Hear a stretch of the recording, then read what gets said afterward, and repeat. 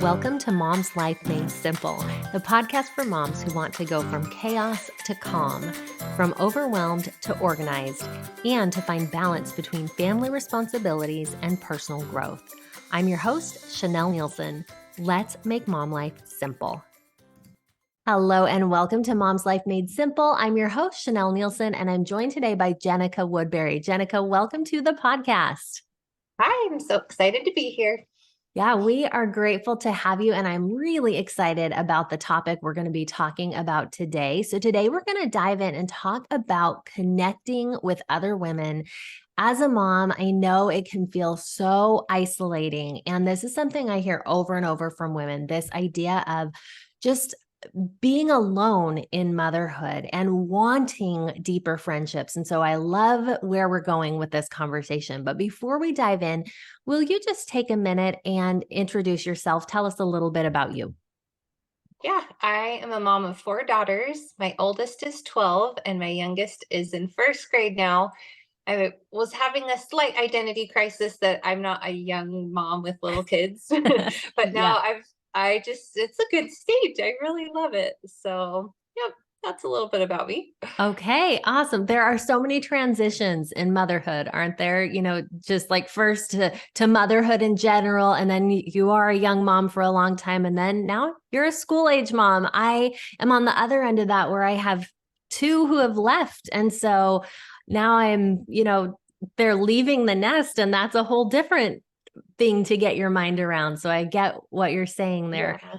We may Um, just have to foster a couple babies. That's another big part of my life. Is oh, I work at Utah Foster Care, and I love including others in that work. And I think it's important. But that's not what we're going to talk about. We could go right to the good stuff, the yes. topic of Oh, but friendship. that's so cool that you do that. I love that you do that. So, yeah, let's talk then about connecting with other moms and friendships. So, to start off with, why is connecting with other moms part of a simpler mom life? Oh, if you have someone that you feel comfortable with to get through hard times, that is so beneficial. And so it's just a necessary part of raising kids is just strengthening that village. Yeah. Yeah, I think that's interesting.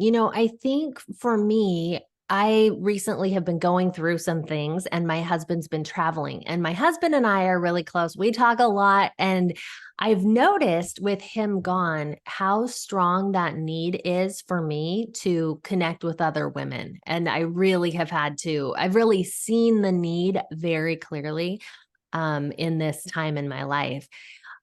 So we know we need it. What keeps us from doing it? What are some of the things that hold us back from connecting with other women?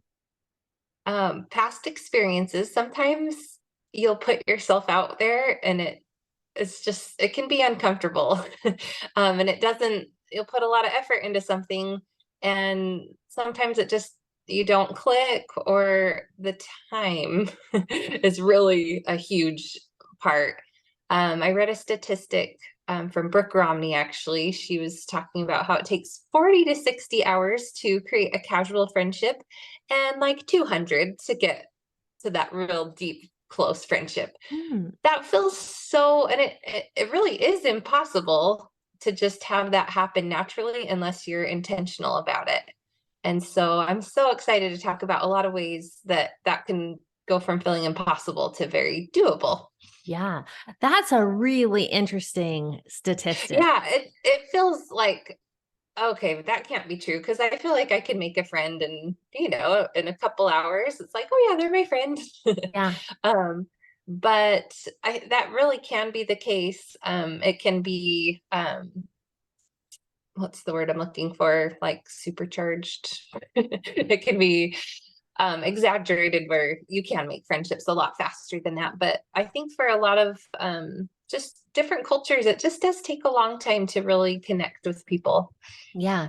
I think that's interesting because looking at those numbers, I'm thinking of one particular woman I met when I was in Costa Rica. My son and I did a trip, and I met this woman who we met in Costa Rica, and she lives pretty close to me in California. And on this trip, we really had a connection. She was so nice. And I was like, oh, this lady is going to be my friend. It was a very situational friendship. However, when we came home, we've texted once or twice, and then that was it. I haven't connected with her at all. And I think that there can be that initial friendship, right? Like that initial connection, like, oh, we could be friends.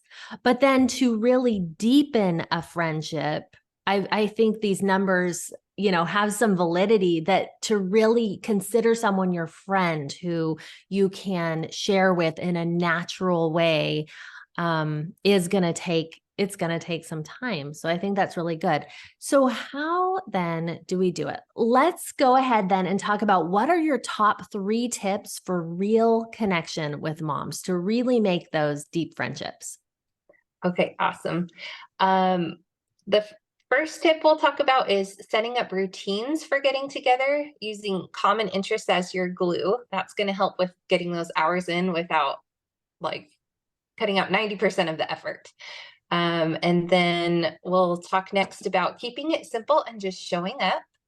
And lastly, we will talk about just being vulnerable. That's a really key part. So we'll wrap it up with the really good deep stuff. Perfect. Okay, so routines. Talk to us about routines. I love routines. How does this fit into the whole framework of connection? Okay, I have the chills. I feel like this is so important. So there are things that we want to get better at, whether it's getting healthier through exercise or just getting outside a little bit more or reading or taking your kids to do the things. There's just so many desires that we have, and there is definitely someone out there that wants to do that with you. And so finding that person that also has that same interest, um, and just rather than like, oh, let's do that once, just plan a time that works well for you. Look at your schedules and say, let's do it every Tuesday and Thursday, and just you've made that decision once and then just keep showing up. And we'll talk a little bit more about that um, in the next tip. But let's talk a little bit about some examples of some great routines that I've personally seen work for me or others that they just feel like passionate. It's not just like, oh, it's a general idea. Yeah. But I had to move away from my favorite place. I live in southern Utah where there's tons of sun. And I had to move up to the cold in the pandemic time. And I was like, oh, this is not going to be easy to make friends. I'm going to move to a neighborhood. I don't know anyone in this area. This sounds challenging. Luckily, there was already a workout group in my neighborhood happening 3 times a week. And I was so thankful. That made the biggest difference. Sure, they met at 6 a.m. and I did not like that time. But that is something that just made a huge difference. Within a few weeks, I felt like I knew these women and I had friends. So exercise groups are going to be super easy to find usually. Facebook searches are going to be really helpful to find whatever it is you're into, whether um, you want to do a craft group, or I actually do a salad group. That A one, salad group, what's that? yeah, we'll jump off on that tangent. So every other week, I have to invite a lot of people to end up finding my little group. But I mean, it's open to everyone, but Yeah. we have some diehard salad lovers and they come every other week. And then I just have people pop in and out. We have a sign up genius and everybody will sign up for 3 ingredients to contribute to a large salad bar. And my kitchen island becomes a salad bar with diced tomatoes and cilantro and black beans with taco seasoning on them and chicken and feta and sliced onions. And you come home with 4 good hearty salads that you can eat for lunch later. So Wow, that's yeah. so fun. So they come and then they assemble them at your house Mhm. and then they bring them home. Exactly. And then there's always like like a fourth a cup of corn left. And so at the like we just kind of like make a random salad that's always like, okay, this is Asian taco. Yeah. Surprisingly, this is delicious. And then we just sit and visit, and it does kind of bring I don't know, just like-minded women together, and we are able to connect. And it is a routine. I don't even have to think about it. Oh, when are we gonna do another one? I just do it every other week. Yeah. and people just sign up and they come when they can, and it's been awesome. So, That's um, cool. I love this idea. I've done similar, with the common interest thing. So going on walks, we had a walking group where I used to live, and it was just a set time. It was at the school drop off. So we would drop off the kids and meet on the corner where we dropped the kids off from school. A lot of us had strollers, and we'd push the younger ones in the strollers. And then just like you, I moved during the pandemic. And so when I moved, there was a book club in my new area. And so I thought, okay, I'm going to go to book club to meet people because I like reading, and we'll go to the book club and meet some new people. And so that's a once a month thing, and it happens regularly. mhm. So I love this. It's on the calendar. It helps it to happen, doesn't it? Rather Yeah. than like, Mhm. oh, I need time for friends, but where am I going to fit it in? Yeah. Yep. There's so many good examples. I'll name off a few others. When I was a younger mom with like little toddlers and really just needed more social interaction, I would go, and every other week I had a close friend. We would just clean together. Let's do the blinds. Let's just clean our kitchen. And sometimes we would plan on doing a meal prep together. We'd say, okay, I've got three meals that are kind of sounding good, or maybe a couple options. Which one sounds better to you? I would buy double the ingredients. She would do the same. Hey, which of these options, send a Pinterest recipe or whatever. And I'll say, oh, let's do that one. And then she'd buy double the ingredients. We'd prep them together. And then we'd come home with two meals that are kind of ready to cook. And um, yeah, there's just so many, like you kind of have to be a little bit creative and a little bit vulnerable. We'll get to that again. Yeah. But yeah, just like, okay, every other week we plan on doing it.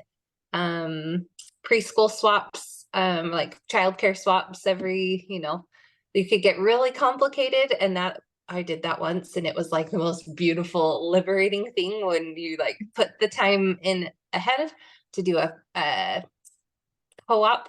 Let's see, a babysitting co-op. We had Yes. someone that was available every single day that you could just say, "Okay, you're planning on babysitting toddlers. I'm gonna bring them," and we had tickets, and it was beautiful. It's That's just a so way cool. to connect and to help each other out and to yeah, kind of meet each other's needs. Yeah. A common thread I'm hearing with a lot of these routines are they're things that yes, you're getting the social in, but often they're things that you need anyway, right? You want to eat a healthy salad for lunch. You want to work out. You need to cook dinner for your family or clean. And so it's almost taking those routines of things that you want to do anyway and adding a friend into it. And then Yeah. that's so cool because it's like both, two birds with one stone kind of thing, but also it allows you to stick to it. It's not like going to a concert or, something that's really fun, and not that anyone's discouraging that. That's good too, but it's harder to make it happen in real life, Mhm. right? It's like a Yeah. big thing, whereas this is, hey, I got my blinds cleaned today and I did it with a friend. Yeah. Yep. So, example just last week, one last one, we can move on. But I was so dreading. I had grown these onions in our garden that I feel like gardening is like a way to connect with people because you're always going to Mm. have extra of whatever. And Yeah. so there's a plug for actually starting a garden if you've wanted to do that. But I had all these onions and they are delicious. They're really good, crispy, just like such great onions. However, a lot of them are small and they're so tedious. And I was just like looking, I harvested them and they were starting to like sprout again. I'm like, oh, I need to handle this. I do not want to. But this is a mindless task. So I called up some of my old friends and just said, hey, let's all get together and let's all chop onions and you can take some home and, just take whatever you chop and then we can just get this handled and done. And sure, we invited four of us and only one could come, but it was wonderful. I love the Yeah. one-on-one is often the best. So That's so cool. Well, I love that it's it's work. That was work. And yet adding in a friend makes it fun. yeah, it was So great. I loved that's it. beautiful. Yeah, I I didn't want love it to it. stop. I'm like, oh, I have to go. Yeah. Okay, see you later. We're all like crying with our Of onions and course. good time. Yes. Okay. I love it. So number two is to keep it simple. What do you mean by that? So sometimes we feel like it needs to be an elaborate like book club, or we want to do a witches night out, and you feel like you have to decorate and just go all out to Yeah. gather women together. But often the best way to just really connect is to say, hey, someone's passing by and maybe you're on a walk, they're out weeding, just sit and weed for a little while, or it's just the very simple things. We don't need to go to anything elaborate, just show up. Um i i see this thread. So Facebook knows me and knows that I care about connecting with women. I don't have any sisters, I guess maybe that's why, but so Facebook will feed me all these Facebook posts in groups where women are lonely. And an off a common thing we see though is there are a lot of opportunities to connect, and it is so much. It feels so hard to get there to show Yeah. up, and so they just don't actually show up. And it really is simple. You don't need to create all those things I talked about, a salad group. There are there are opportunities out there that somebody's already invented the wheel, and so just supporting them is so meaningful. Like I'm just so grateful that we do have people that will come and to show up, and then that happens. But um some things that are kind of overlooked would be like PTA. I didn't think that would be something I'd be interested in, but I showed up to a meeting and I felt such connection with women that my first impressions were like, yeah, we're not going to be friends. And then they ended up being my best friend. And so PTA or PTOs are going to be everywhere at your school. There's going to be a hiking group or some kind of exercise group that you can find in a local Facebook group. If you ask the question, craft groups, church activities, just show up to the things that are already happening. Yeah. So, you know what I love about that so much is that sometimes we look at ourselves and we say, I'm not that person who's going to host a salad group. That's not me. I'm not going to call everybody. I'm not going to do all of this. But I love number two. It's kind of for the rest of us, for the ones who Mhm. don't want to be the host, just come.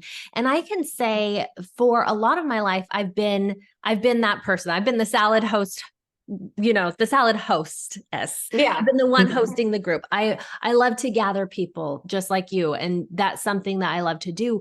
But like you said, sometimes people, it's hard, you invite four to come and cut onions with you and you get one. And so this number two makes the world go around. Like you need both. You need people to come up with the plans and to invite everybody, but also you need people to come. And I think that it's really interesting, all the reasons that we tell ourselves we can't go or we can't do something.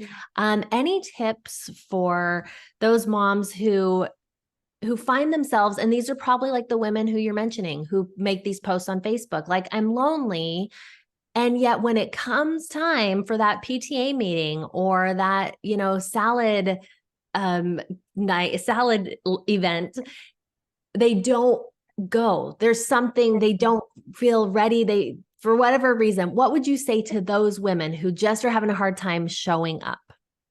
First of all, I understand that so deeply. Honestly, I am an extrovert, as you can see, but I feel that too, and I recognize that it's like a big workout, and it's worth it. It's going to feel really hard, and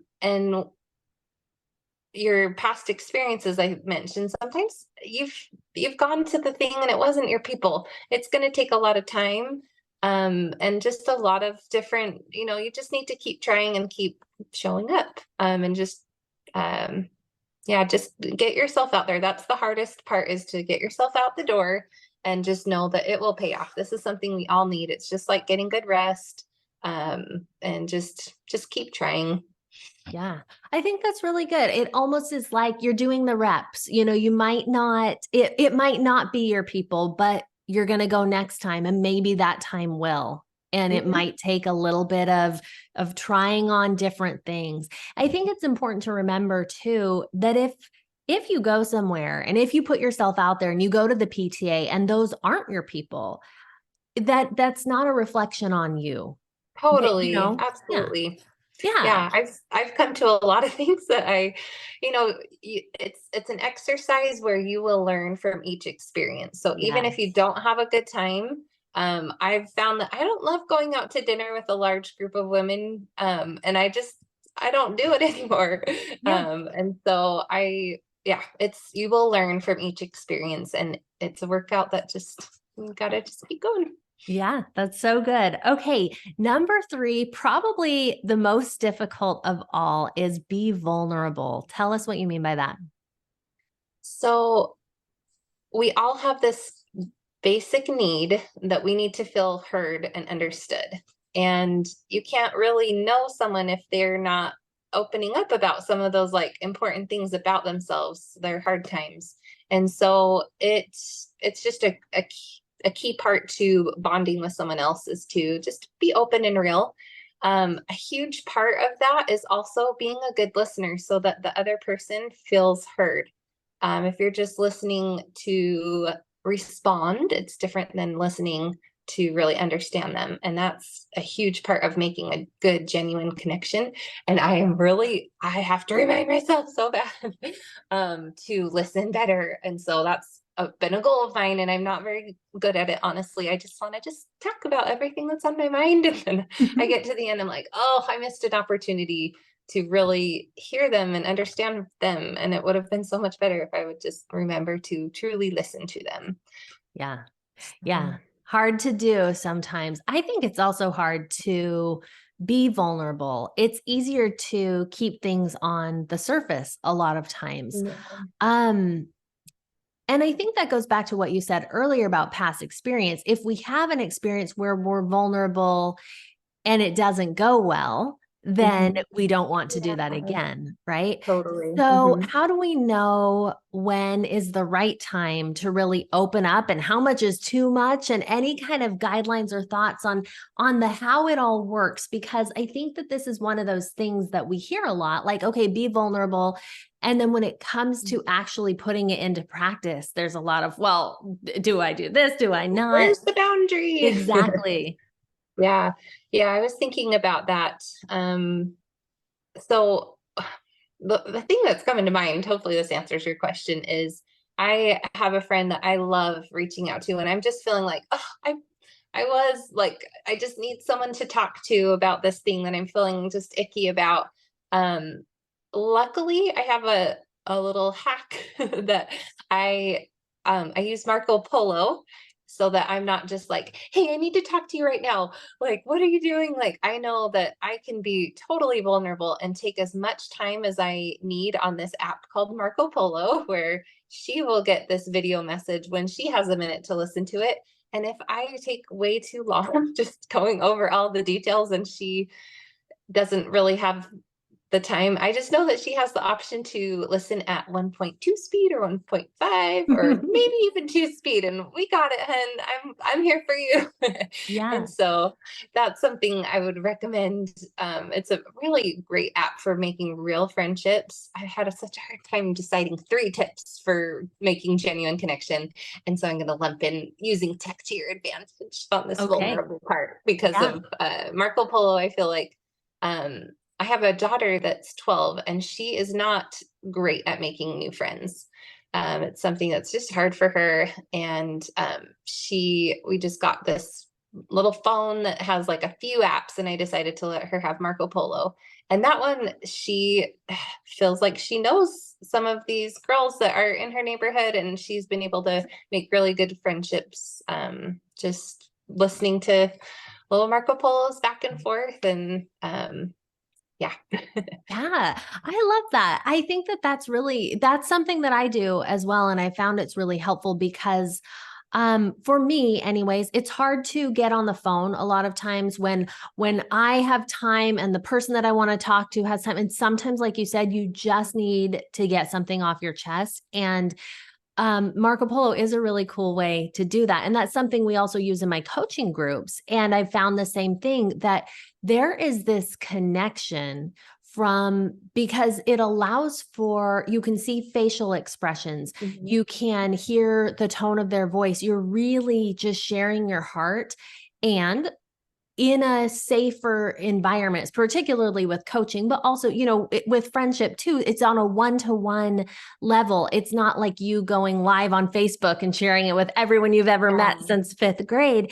It's Yeah. it's being vulnerable in an appropriate space, in an appropriate time. And it's like you said, the listener can then listen when they are ready emotionally or when they have actual time in their schedule or whatever that looks like. So I think that's a really valuable and practical way to do this. So I love these tips to set up routines and use common interests to keep it simple, just show up, and then to be vulnerable with the added bonus tip in there of use tech to your advantage.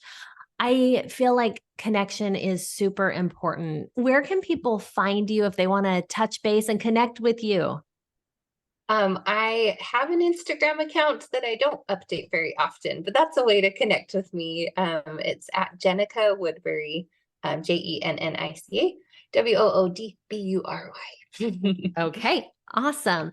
And to finish up, I would love to just hear any final thoughts that people listening to this podcast that you hope they take away from this conversation today. Um, Not really anything added. I'll just sum it up. You summed it up pretty well, but all of these things are going to take some time and effort, but really they will simplify your life. And so just know, even though it's hard to do some of these things, as you continually show up and be vulnerable, it's going to be worth it. I love it. All right. Thank you, Jennica, for being here. I agree. When we have this connection, it makes our mom life simpler because it takes some of the burden off of us. We have friends to share the load. We just feel supported and things aren't quite as heavy. So I love the things that you've shared. Thanks for listening to Mom's Life Made Simple. Need some help making your mom life simple? I offer group coaching programs using my 4-step method called the Mom's Method. This is a process of manifestation, organization, mobilization, and simplification that will give you the balance, progress, and joy you're looking for. Visit ChanelNielsen.com or go to bit.ly/mom life book to get your copy of my brand new book, Stop Putting Yourself Last. I love to hear from you, so reach out with your questions, your feedback, and let me know how I can help make your mom life simple.